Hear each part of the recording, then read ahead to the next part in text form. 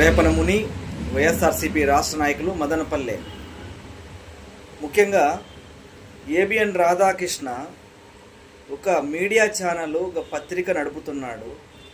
కొంచెమైనా బుద్ధి జ్ఞానం ఉండి మాట్లాడుతున్నాడని అడుగుతున్నా. ఎందుకంటే ఒక పత్రిక నడిపేవాడు, ఒక ఛానల్ నడిపేవాడు ఎంత హుందాతనంగా ఉండాలి, పార్టీలకు అతీతంగా ఉండాలి. కానీ ఎంతసేపు చంద్రబాబు నాయుడు గారి డైరెక్షన్లో పనిచేస్తూ, చంద్రబాబు నాయుడు గారు చెప్పినట్టు వింటూ, అసభ్యకరమైన పదజాలంతో రాతలు రాస్తున్న రాధాకృష్ణ పిచ్చెక్కి మదంతో కొట్టుకుంటున్నాడు. నిజంగా రాధాకృష్ణ గారు, అసలు నేను గారు కూడా అని పిలవకూడదు.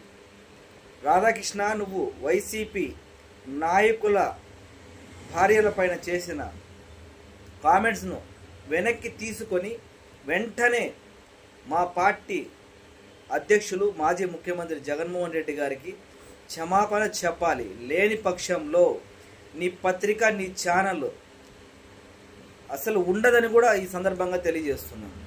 వైసీపీ నాయకులు, కార్యకర్తలు తలుచుకుంటే రాధాకృష్ణ నువ్వు ఎక్కడ కూడా తిరగలేవు. జాగ్రత్త రాధాకృష్ణ, ఖచ్చితంగా నువ్వు క్షమాపణ చెప్పి తీరాలి.